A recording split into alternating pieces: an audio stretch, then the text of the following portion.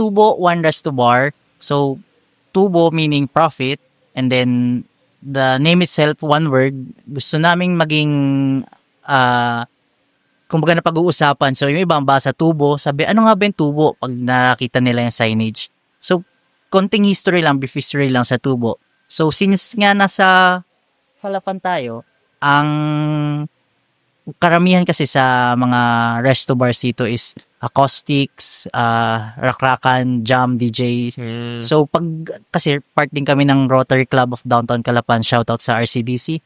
And pag nagpe-fellowship kami, pag napapunta kami sa mga bars, ayun, di kami mapagkwentuhan, di na namin marinig yung mga pinagsasabi namin.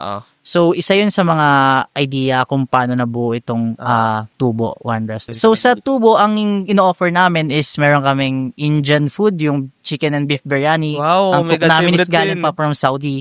So, talagang pagpunta dito is sure na nandun yung hinahanap mo sa isang biryani.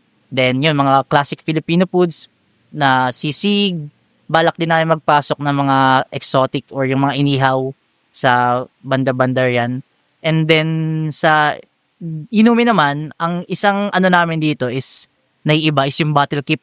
Yung kung makikita mamaya sa loob, pwede nilang bumili doon ng hard wine. Tapos pag di nila naubos, sign lang nila doon. Ibalik nila doon. Pagbalik nila, pwede nila ulit inumin yun.